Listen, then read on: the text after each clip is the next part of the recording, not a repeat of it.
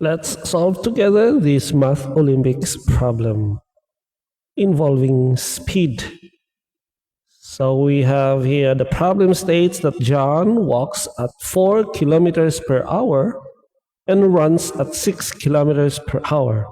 If he saves 3 minutes and 45 seconds by running instead of walking to school in the mornings, how far does John live from school? So the question is, how far is John's home from school if he saves 3 minutes and 45 seconds by running instead of walking?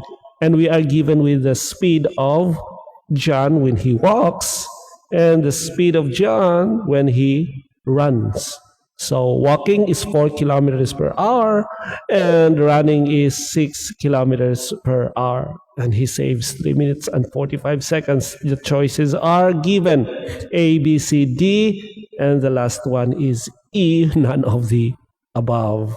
So how far does John live from school? The first step we need to do is we will convert the time saved. So how much time does he save? Let's just convert it in terms of hours because it says in the problem we have minutes and seconds. So this is the time that John saves by running to school. Let's convert this minutes, seconds into hours because our speed is in terms of hours. We have speed of walking and the speed of running is in terms of hours. So to be consistent, we will convert minutes and seconds into hour.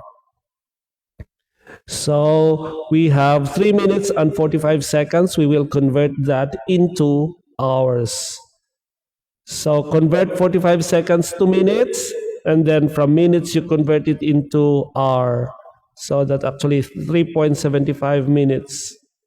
Since there are 30 minutes in an hour, we convert minutes into hours, and that means John would save this much of time, 0.0625 hours.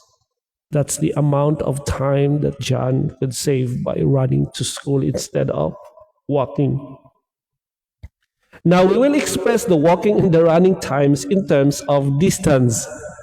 So we know that John, if he walks, he can walk at 4 kilometers per hour.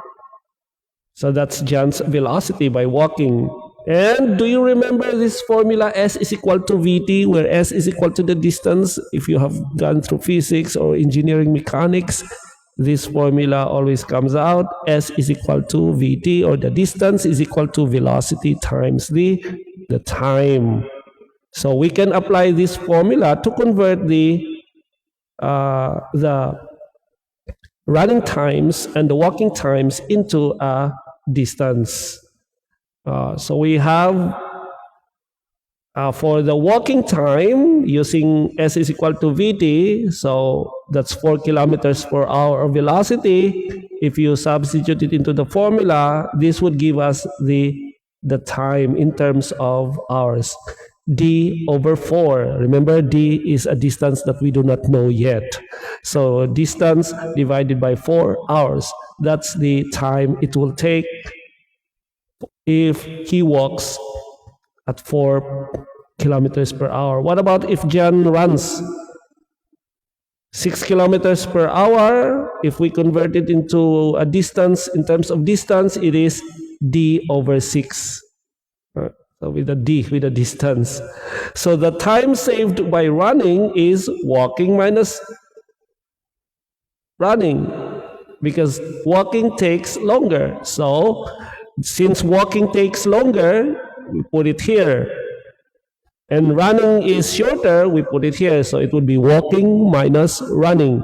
So walking minus running is D minus 4 minus D over 6. That is the